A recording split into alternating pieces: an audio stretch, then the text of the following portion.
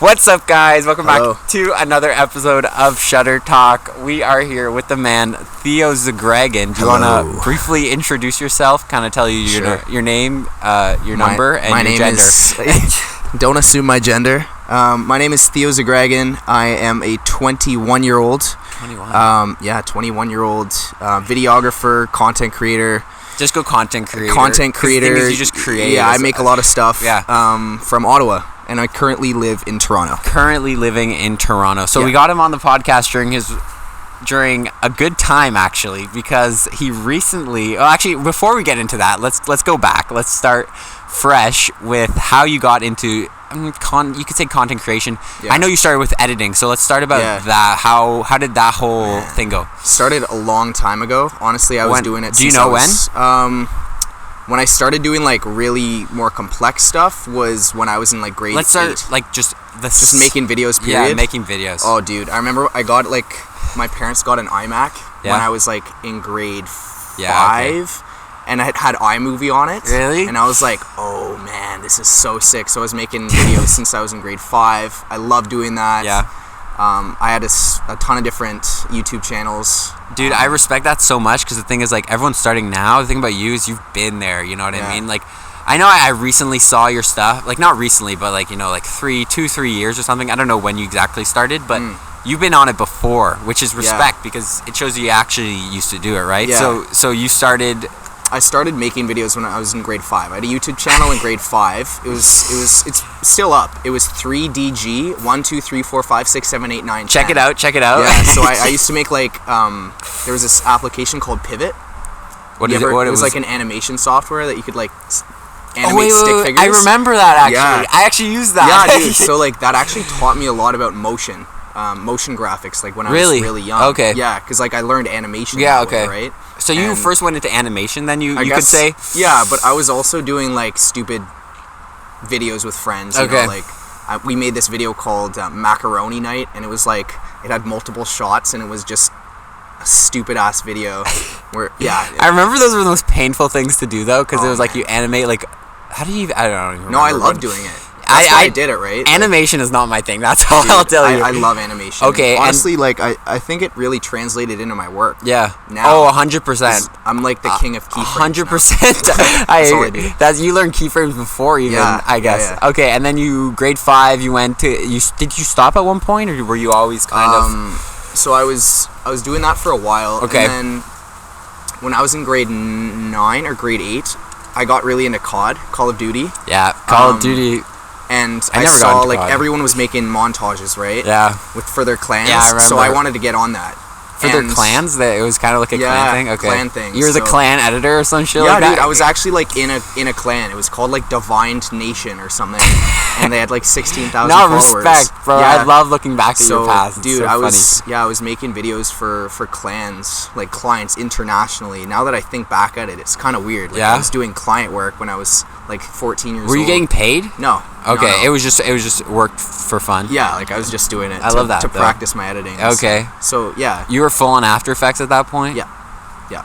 What grade was this? It was grade. Like 8 briefly. And grade 9. 8 and grade 9. Yeah. Okay. And I learned it all on YouTube. Self-taught. Oh, it stopped recording. Whatever. That's okay. Okay. So moving on then. You did you take a break then? So I did that for about till grade 10 actually. Yeah. So I quit about 2 years into that, and was there a reason why you quit and you stopped? I think it was because I was really insecure about it. Yeah. You know, like none of my friends knew that I was making these videos. Yeah, you were a ghost editor. Yeah, I was a ghost editor. Like I had this sort of like anonymous name. Well, that's the thing. Like with those COD edits too, I think people don't. There's a lot of ghost editors out there actually. Yeah. Like you never really know the name of the editor. I find you always know the name of the director, right? But you never know who the editor is. Mm-hmm. Okay. Yeah, like I was really I was embarrassed about it. Yeah. Honestly, like because it's man when you start making art and stuff, especially COD, which is kind of like a little nerdy, right? Yeah. I felt like if people knew that I was spending hours and hours and hours in my room like editing. Yeah. These stupid videos. Yeah. While other people were out like at parties and you know. No, 100% agree. It's anything that it's a huge thing that I notice too nowadays with when I look at younger people, because I was through this too. Like anything you do that, you know, is not a lot of people do it or socially acceptable or whatever. And it's just the way the world works. Like, you'll see people doing things, and then it's nature versus nurture, right? How you grow up, you don't see people editing all the time. You see people going to parties. You see people making friends. You see people being popular. That's what you want, right? So, like, for example, for me, I used to play a game called Monster Hunter. I don't know if you ever heard of it. It's this Japanese game that they would, you know, like, I didn't even get the translated version. But on the 3DS, and I played this till like grade 11, and I was on the 3DS at home, but no one knew, right? Like, I would not go to school. Like, if I was secure enough, or what's the opposite of insecure, whatever, like secure enough in yourself, enough in myself, I would bring it to school and play it because it was so addicting, and I loved it so much. Like, I would write on forums, things like that, and really? I loved this game, and like, I would just try to be the best at it. But since people, you know, they don't accept it, I would not do it. And that's just the thing. And that's why I respect nerds so much, is because they're just out there doing their thing. Yeah. You know what I mean? Well, anyone who's doing their thing, who's doing their thing. Yeah, but like nerds especially, because nerds are the ones who always get judged. But they're like, whatever, fucking, you know, I play Pokemon cards and I'm in grade 11. I don't fucking care. You know what I mean? Like, you know? It is pretty sick. So when you can do that, like, you win. And it's like Gary Vee always says, like, you know, you could be losing at halftime, but you're going to win the game in the end because you're the most secure person, while other people are out here, all these popular people, and they're going to be like, you know, once they want to do something that's not socially acceptable, it's impossible for them. So but to be fair though, I have a feeling that even those popular kids all have their own things that they're into. It's just they don't necessarily show it. 100%. No, I agree. Like, I was, you know, I could say I was a popular kid, but I love my thing, but I didn't show anyone. You know? Like, maybe my girlfriend, like, I would play in front of her. Yeah, but, like, very low key. It was super low key, and that's just the thing that, like, especially when you're growing up, it's just part of our society that we need to change. Is that whatever you fucking like to do, just fucking do it, and do it whenever you can. Don't hide it from people. You know what I mean? I mean, to be fair, I think it's important to hide it in the beginning.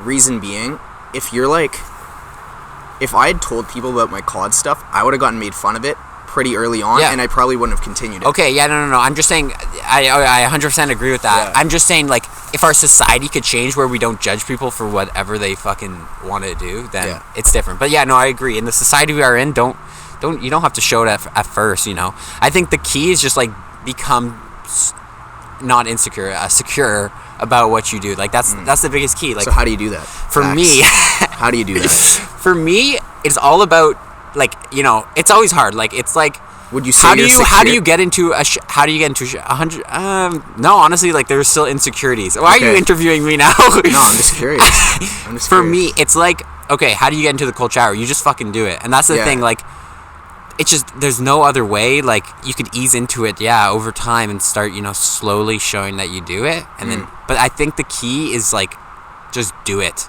And that's how I did it. Like, I just started posting vlogs. Like, I didn't, like, you know, post, like, half, like, you can't post half a vlog. Or, like, you know. Like, I guess you could post, like, not a lot of clips of you, like, talking to a camera. But, like, I think the key is just do it, and then over time, people will come accepting of it. That's how it always works, man. If you really realize that's how it always works, people over time will not care. At first, like, you know, if there's a naked man in the street, he walks out of the door, he walks out of his apartment naked. People are gonna look at him, right? And then at one point, you know, if he's there, like, you know, let's say there's no, like, police that are gonna, like, take him off the street and shit like that. He's there forever. People are gonna know he's there. They're just gonna walk by. They're not even gonna look. You know what I mean? Yeah. It's like you're in a room, right? At first, you walk into a party, right? Everyone's staring at you, you know, like this, and then after a bit, like, they're back to their own business. People's got their own shit to worry about. Just put your shit out. What do you think? So I agree with what you're saying. Like, I guess to distill down your point, it's kind of like everyone sees themselves as the protagonist of their own life. And at the end of the day, in everyone else's life, you're like a secondary character. You're not even a secondary. You're a fucking. You're a tenth. You're a. Yeah, you're an extra. You're an extra that doesn't even have words. Exactly. You don't even have dialogue. So at the end of the day, if you realize that you really aren't the star of the show in anyone else's life but your own, people have their own shit to worry about. It just makes you realize, like, you're not as important as you thought you were, but at the same time, that's really empowering. Dude, I'll be honest, like, I know, like, you know, we're having this thing here, we're gonna talk, and then the second you go back to Toronto, you got your own shit to worry about. You got money to make. You got a fucking rent to pay. I got my rent to pay. I got to grow my business. Like, I love to help people out, but there comes a point where, like, you have to take care of yourself before you take care of others. So that comes a thing of, like, you know, I can do whatever I want in front of you. Like, you're just gonna go back to your own shit. Like, no, I'm not gonna, like, do anything dumb. But, like, you know what I mean? Yeah, but like, it's kind of interesting. Like, when you start posting stuff on YouTube or Instagram or whatever, to you it's a huge deal. Yep. You know, like when I like, you put a lot of work into content. Yeah. You know, like a video, you'll spend hours editing it in your room, and you're perfecting it. Well, I like spend. We'll get to that. We'll get to that. You post it and you expect it to be like a huge deal for everyone else. Yep. I think, as you know, throughout the years, as I've posted more and more stuff, like, I've realized that it's unrealistic to expect other people to give a shit. Yeah. You know, like, some people will, and that's great, but that's not why you do it. Yeah. You know, because at the end of the day, it's really important to you, and you're doing it for you. Or at least I think it's really important that you do it for yourself. Okay. No, I see what you mean. We'll get to that later, because I do have some points on that. But let's move on.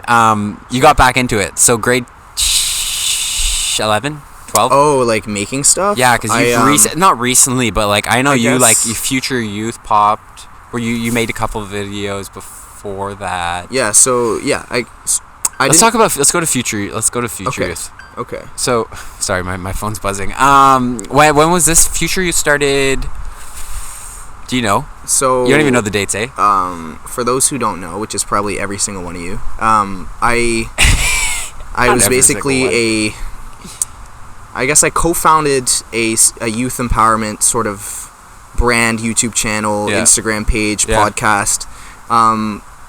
Basically with my best friend and roommate Jake, to help young people who... What exactly we were talking about, right?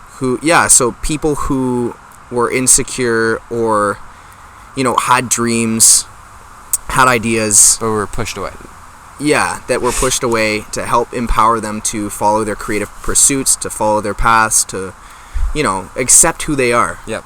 Because him and I both had some pretty tough experiences with that, and we basically wanted to be, you know, I guess a support system for people going through transitions into, you know, leading their own lives, I guess, essentially. Agreed. And that we started about a year ago, actually, October of 2018. Oh, that actually October 2018. Pretty much a year ago. Damn. And initially it was met with a ton of support and success, and it was really cool. Yep. And we got to do a lot of really cool things and meet some awesome people and collaborate with, great people. Really think we touched some lives. It's currently on pause right now, just to be clear. So how did that start? Where did that idea come from? So I dropped out of university a year and a half in, initially. Of Future Youth? No. So a year. Okay, I understand. He dropped out a year and a half in of his first program. Yeah. That he took. Okay. So I dropped out of university because deep down I knew that I wanted to pursue something else. Yep. I didn't know exactly what, but I knew I needed some time to discover. You just knew it wasn't for you what you were doing. I would say that, right? Yeah, and I knew that I wanted to explore my creativity, explore my work, explore the world too. Yeah. And doing so led me on some pretty cool adventures. Yeah. And really taught me a ton about myself and life, and things that I definitely would never have learned in university. It's funny. That really stuck with me. Yeah. That have transformed, you know, my life. Oh, 100%. And it was really hard, though. Yeah. Because there's so much cultural resistance to the idea of that. 100%. And there's so much... Society's just pushing against you. Yeah, and because of that, because of what I went through, I really wanted to help support other people who are going through the same thing. Okay. Perhaps offer my own words of wisdom from going through it, and also to document sort of my journey with it. Yeah. Jake's the same. Jake's a male dancer, which is not culturally normal. You know, he's going to school for dance at Ryerson. When we were in grade 12, like, a lot of people really didn't respect that decision or understand that decision. but he did it anyway. Yeah. You know, so we both kind of, I guess, bonded over that. Yeah. It's funny, how you guys can't, because you guys were friends, right? Like, like, you know, light kind of friends. Yeah. Like, were you that good friends the whole time? We weren't super close friends, but we always really got along. Yeah. You know, great buddies, and we started really clicking when we started making dance videos together. So that's actually kind of full circle. That's when I started making videos again. It was in my first year of university.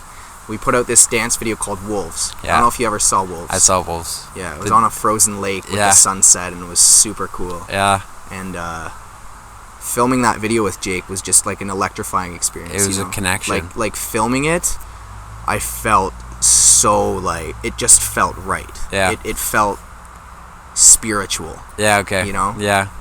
It was a feeling I hadn't really experienced before. Yeah, okay. Have you ever experienced that feeling? Like an electrifying connection when you're shooting? Depends on what I'm shooting. Yeah, but like, have you ever experienced that before? Like I don't think at a level that you have, but there has been certain moments where it's like, it's pretty jaw-dropping what is going on in the moment kind of thing. And yeah, no, 100% I agree with that. And for me, I think those connections come more in the editing room. Okay. When everything is together, not together, but coming together, and I see... When you start seeing the I see the vision, I see the connection, I see how it flows together, because that's such an important part of an edit, is just the flow of it, continuality, and it's not even just... It's how the music connects to the visuals, how the visuals connect to the other visuals, how the colors connect to the... Like, it's actually... It's an art. It's insane, and I see it a lot more, because the thing about when you're shooting it, for me, it's like, you know, like, it's one piece at a time, right? Yeah. And, like, I see it, but when it's all together... That's really what affects people, in my opinion, kind of thing. But it's when you tie together a narrative from a bunch of just random pieces. And that's actually one thing that's like my biggest issue right now is staying, you know, motivated when you're shooting it, because you don't see it's hard to see, like, you really have to make sure you see the whole picture and the final picture when you're shooting it. You see one shot after another, right? And if you have it planned, you know, it's different, but seeing it all together, like imagining it all together and just like, you know, pushing through to make sure all the shots are perfect, because some people get lazy when they're shooting and things like that, you know what I mean? Interesting. I've never had that problem. Never had that? No. As far as shooting goes? I think, like, when I'm out shooting, really what I'm trying to do isn't planning anything ahead.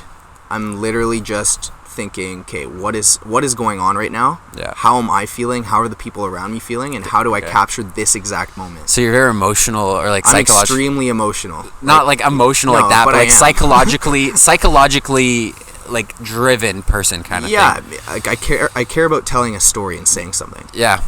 You know? Really, like, transferring the emotion from because it's the viewer in the end. You have to think, and I do think about that, like, what is the person seeing, and how would this benefit the... Like, what do I want to focus on? What do I want to draw attention to? I never go into a shoot with a plan. You never go into a shoot with a plan? Never do. Really? I shot a music video where there was a loose narrative, where we had, like, an idea of what we wanted to do, but I didn't have I've never done, like, a shot list. Shot list. Okay, I've never planned really that in depth. That's interesting. No, but that's what makes your style very unique, though. I love it. Thank you. Yeah, like what you were saying, like seeing the pieces come together as you go when you're editing. I kind of do that while I'm shooting. I like seeing the narrative emerge as it's happening. Okay, I understand that. Embracing the flow of things. Yeah. You know? I understand that. Yeah. Okay, we're going to move on. So, Future Youth, a big moment for you. It's on pause right now, and you decided to go back to school then. I did. So, can you talk about that a bit? Yeah, sure. So, I was out of school for a year and a half. Yep. And it was one of the craziest years and a half of my life, you know, just complete emotional roller coaster, biggest ups, lowest downs, you know, learned so much about myself and life, and I traveled to Peru and had some crazy experiences in Peru, and after all of that, I kind of felt lost. I felt like I didn't really know where I was going. Yep. And honestly, I think a big part of that had to do with insecurity and feeling like you need to be going somewhere. I needed to speed things up. I kind of felt like I needed to grow up. Yeah. That's what was going on in my mind. It was like, Theo, you need to grow up. You need to get a real job. You need to be a contributing member to society. That was kind of like what was going on in my head, because I saw everyone around me going to school, crushing it, like getting jobs with the government and stuff, and here I was like making videos. Like, and what the fuck am I doing? Yeah, like what am I doing? Like what value am I really providing? I've had that moment too, honestly. Yeah, it was a really tough, crushing feeling. Yeah. And especially when you don't know where you're going. Yeah. Because you're like what, I'm wasting my time. Yeah. You know, I only have so much time on this planet. Like, why am I wasting it, doing this? Like, I should be going towards something. Yeah. So that's why that is something I do believe is having a goal. Mm-hmm. Maybe not even only like a not digital, but like a physical goal. Not like physical, like a car or something, but like, like a number or something like that, like or a tangible, measurable something, and then also like an emotional, or like, something you want to happen, like, wake up every day happy, or be doing videos, like or like, videos, doing videos, having enough money to do videos, something like that. And I think that's important, because then you have that drive towards what your goal is, what are you going towards, what are the steps, and what are you going towards, because then some people can feel lost in that kind of thing. And I don't think you should force it on you, but I think you should, at not like one point, but like, I don't think you should be like, I need a goal right now, let me just quickly think of something. It's going to be no, that's not the right way. You need to take that time off to find out what you want. Yeah, that's something I really want to talk about, actually. Okay, go into it. So, I'm just going to go on a little tangent here before I explain the university situation. Okay. I just want to say this. When you take a leap into the unknown, yep, it can be extremely scary. I'm going to use a little metaphor here. When you're on the ground, you're stable. Yeah. You know what's going on. Yeah. Like when you're in school, you're on the ground. You know where you're going, you know where you are. Yeah, you know the steps. You know where you're going to go. Yeah. And that's normal. When you take a leap of faith into the water, into the unknown, you can go anywhere. Yeah. And a lot of people, including myself, when you hit the water, you freak the fuck out, and you don't know where you're going, and you're swimming around, you're thrashing around, and you're like trying to grasp onto anything possible that will keep you afloat. Any possible certainty. Yeah. Some people swim back to the island. I'm writing this down. Yeah, some people swim back to the island right away. That's what I did by going back to school. Yeah. But some people, when they're in the unknown, they embrace it. They let themselves calm down, they let themselves float, and they let the flow of life, they trust the flow of it, they accept the flow of it, the uncertainty, and then life, the unknown, has them drift over to a new island or a new place. Yeah. Actually, we made a video on Future Youth about this. Really? Back in the day. Yeah. My roommate, like ex-roommate, Chris, brought this metaphor into my mind, and it's stuck with me since. Yeah. Yeah. It's like, a good metaphor. Like learning to accept the unknown. Accept uncertainty. Yeah. And just trust in literally just the flow of life, the universe, God, whatever you want to call it. Yeah, it's like if you're good enough, you're gonna win. If you got the skills, you got the talent. Like, this isn't a more physical aspect of it, but like some people are just bound to win, and if they just put themselves out there and keep doing them, at one point it's just gonna happen. Do you think that you're born that way, a winner? I'm curious what you think about that. That's interesting. That's actually, I've never anyone's asked me that. From as far as I go, I don't know. Like, do you think you were born? I'm not saying it's a very per thing. Like, some people are just born good at hockey, and if they nurture that, they will become very good at hockey. Yeah. Unlike if someone practiced enough. Like if I played hockey when I was a kid and all this stuff, I would not grasp, and I think it's not like you're born with it. Sorry, I should rephrase that. It's not like you're born with it, but like, if you grow up in that environment where, like, especially for you, example, your environment lately has been throwing you around left and right, and your emotional roller coaster, and that will affect your future. That will affect where you go, and you'll use what you've learned to go in and win in whatever you're going to win in. And it's like, it's in a smaller aspect of it. It's like a hockey player when they're young will be in an environment that's, not only plays a lot of hockey so they can practice a lot, but also just like a very uplifting environment, and you can do it kind of thing. And if you're not in that environment, then dreams are crushed and you're pushed away. Yeah. And just there's no possibility. So for me, I don't know. I can't judge myself, but I'm better at seeing it in other people and how they grow up. So I guess what you're saying is everyone has like a unique gift that they're born with. I think so. A certain strength. I think more than one. Yeah. There's there's possibility, and you can be good at anything. Right. I don't think that you're born with it. I think it's just the way you grow up. So, for example, like, if you become like, like there might be a way you're born with it and like your genes, but I don't think it's a genetic thing. I think if you grow up and your mom's like always writing or something like that, and always, dialogue and very complex dialogue, maybe you'll become a really good rapper because you're really good at. And this is something I talked to someone else about, like. Growing up in an environment where you understand words a lot because of your environment, you'll become a better rapper than someone who did not grow up in that environment. And it starts from being 1 year old. The way you learn. That's what I believe in. It might not be true. This is like a very this is a huge psychological debate. It's always about nature versus nurture. Exactly. There's this idea of you're born innately gifted, talented. I don't believe that. Or you are a product of your environment, totally, or you're a bit of both. I personally... I think it depends, actually. Like, the way that I see it is that we're all born a certain way. Yeah. Like, when you're a kid, you have natural desires to try things out. Yeah. You're naturally good at things. Even when you're like a little child, your parents will tell you stuff about you as a kid, and personally for me, my parents told me that I was always super expressive with my emotions. Okay. Like if I was mad, I would like draw like a angry painting. Like or if I was mad, I would throw like a temper tantrum. Yeah. Like I was born that way. My brother wasn't. My brother was like a daredevil, like sliding down slides head first and stuff. I wasn't like that. Yeah. And that's kind of still manifested into who we are today. Yeah. But at the same time, I agree, like, you are a product of your environment in many ways, right? Like, creativity doesn't come from a vacuum. It comes from your personal experiences. Yeah.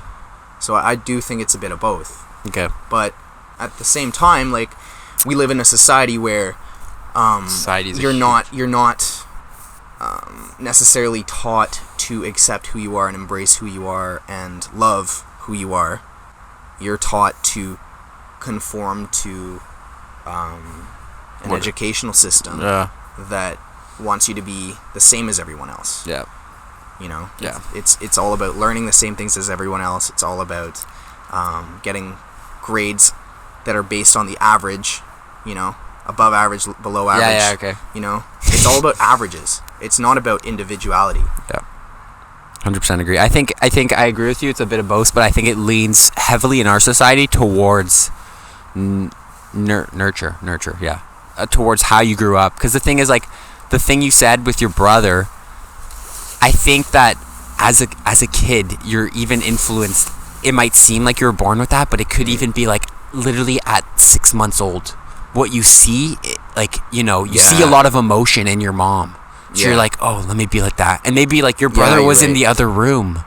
Or like your brother wasn't born, actually. Yeah. So he never saw that. And then, maybe your parents were happier when they had him because they already had you or something. And they're more like, oh, okay, we have a second one. Let's let him do more daredevilish things. Okay. Yeah, true. I think that people I think there could still be a thing in the genes, but genes are genes, man. Genes is how you do it. It has nothing to do with your religion, your thoughts, your things like that. I think it's all from what you see.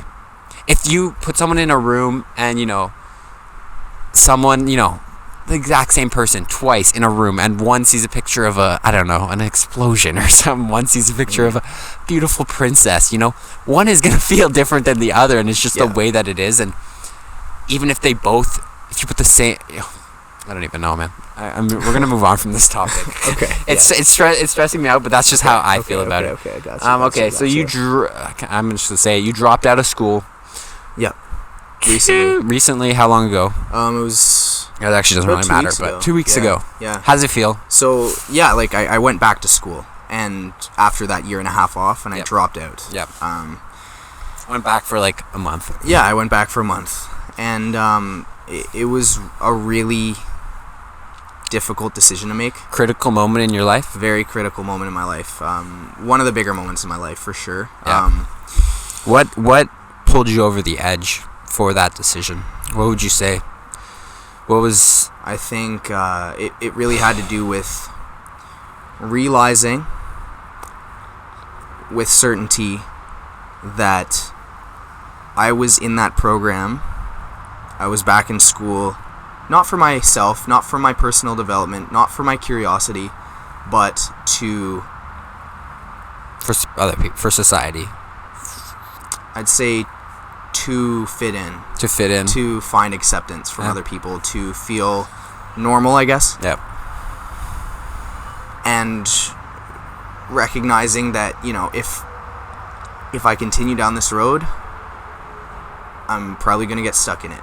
Like, the deeper I go into it, the more debt's going to be racked up, the more invested I will be in it, the more expectations will be put on me. And it was a really hard decision to make because, it kind of felt like I was just quitting. Yeah. It kind of felt like I was giving up. Was there a moment where you were like, fuck this? Like, you're walking down the street and you see a leaf or some shit? Or was it just like a overall slowly thinking? Or was it very rash? It was not rash. It was a deliberate, thoughtful, deliberately thought out decision. No. I would never make a decision like that on a whim. Yep. I really thought about it. I had a lot of conversations with people. I had conversations with you too. Yeah. I realized that it really. I do see the value in me being in school. To be 100% transparent, sometimes I still have doubts about my decision. Yep. It would have been good for me in a lot of ways. Yeah. But simultaneously, I knew that I was giving up on something that I'd always wanted to do, and that thing is long-term travel and travel filmmaking. Yeah. And I really want to pursue that head on. That's my dream, man. And it pulled you over. I respect it, bro. What pulled me over? There's nothing. I don't think anything pulls you over. I think it's just. There's a lot of things. Your soul just fell in that direction. Yeah, I'm actually reading a book. I'm rereading a book called. He loves reading books. I do. I'm rereading a book called The Code of the Extraordinary Mind by Vishen Lakhiani, and he's such a great guy and such an awesome author, and he talks about how a concept called the Culture Scape. Yeah. Okay. And the Culture Scape's this kind of idea of there is an absolute reality. Yep. Which is the world that we live in. Rocks are hard. Yep. Leaves are generally green. Trees exist. Yeah. Gravity exists. That's absolute truth. You can't really argue on that. Yep. Right? It's but factual. there's also relative truths. And that's opinions. That's ideas. That's ways of life. That's concepts like marriage, school, education, etc. Nationalism. Those are all, if you really think of it and get down to it, they're all made up. Yeah. Because if you go to a different culture, they see those things completely differently.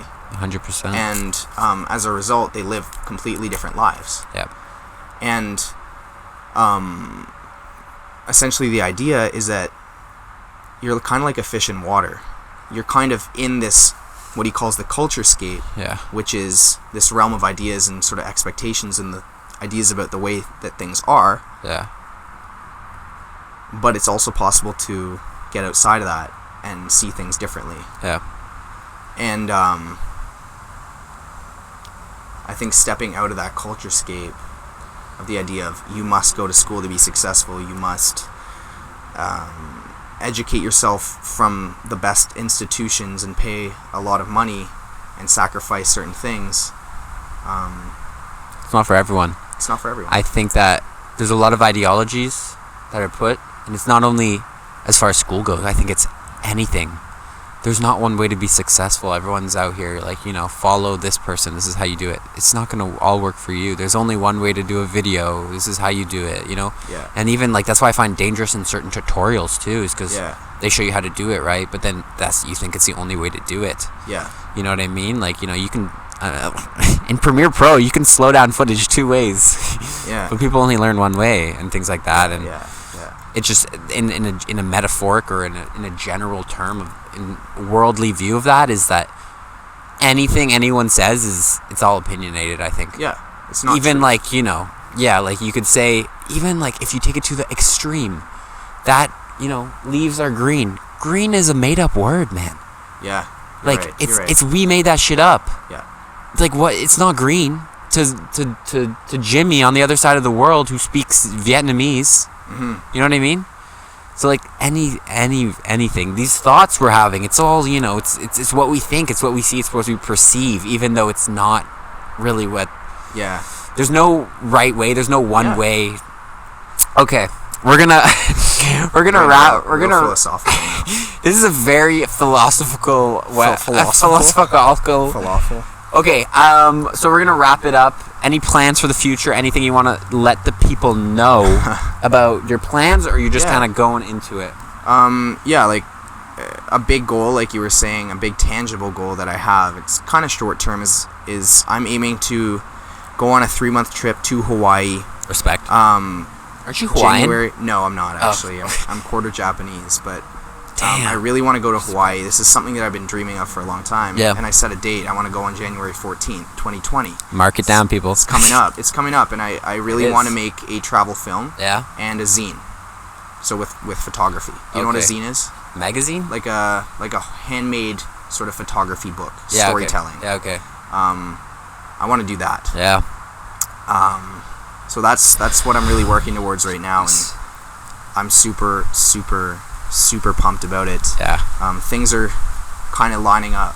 Yeah. And it's kind of crazy to see the synchronicities of the world, like kind of pushing me in the direction that I need to go. You see, I respect it. Is what we were talking about earlier, is having that goal, having that that physical goal. Yeah.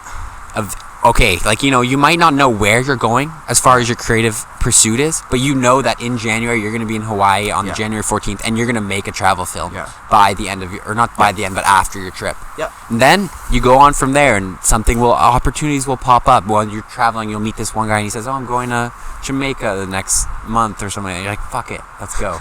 And that's how traveling works from my experience. But let's spit.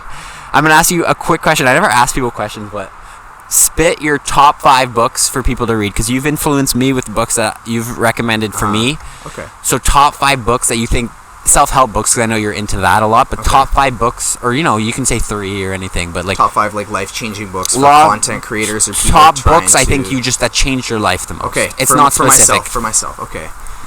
First one that comes to mind is The Alchemist by Paulo Coelho. I love that one. I know that I recommended that book to you. I'm currently reading 4 books, but I'm rereading it for the 3rd time right now. Yeah. And that book is such a metaphor of life. It's just so accurate. It's just so damn pertinent, and I think it's good for everyone too, because it's a story. It's not just like a boring story. self-help book, someone telling you stuff. It's a story. You get to. It literally shows you your life in someone else's shoes. Yeah. Okay, well, continue. The Alchemist by Paulo Coelho. That's number 1. Okay. Number 2, I would say Vagabonding by Rolf Potts. Respect. I also showed you that book. I wouldn't say it's like my second favorite book. Okay, no, this is just top 5. That's right now. I'm also reading that again. That book is so cool because it's basically talking about the art of long-term travel. Yep. But I think it has a lot more to do with letting go of what is expected of you and just embracing life. Yeah. Embracing the imperfection of things and finding adventure every single day and realizing what truly is important to you. Yep. I really like also Everything That Remains by Joshua Fields Milburn and Ryan Nicodemus. That book, those guys are the minimalists. It's basically a memoir by Joshua Fields Milburn about his experience with minimalism, letting go of materialism and letting go of all his things. Consumerism to really get down to what truly matters to him. Yep. Finding freedom through that. Another book is The Artist's Way by Julia Cameron. That book is all about following your creative passions and following your creative path, and it's like the go-to book in that realm of things. I've learned so much from it about what it means to be an artist, what it means to be a human, and what it is to trust the flow of life. Yeah. And the fifth one... You don't even need a fifth one. 7 Habits of Highly Effective People by Stephen R. Covey. That's the first self-help book I ever read, and it's the first book that I read that I actually enjoyed. Really? Transformational as heck. Yeah. I'll say The Alchemist was the first book I actually enjoyed. Yeah? Because that's when I actually got into reading. I was like, we're traveling, we're changing our life. Why not start reading books? And actually, Jaden started reading books recently, too. Cool. It's actually a big thing that I think is important in life. And not only just reading books, I think it's just more absorbing information. Whether it's audiobook, whether you're actually reading words, absorbing information in a way that works for you, it's life-changing. Watching a documentary. Yeah. Important information, not like like a movie, because that's not like things that actually movies don't apply. Well, like they do, but it's a lot more realistic, the information that they spit in other books. Yeah. But thank you for coming on. I hope you enjoyed. I hope you had a good time. I did. I enjoyed myself a lot. Thank you for listening. This has been Cheddar Talk with X Relay. See you guys in the next one. Take care. Peace.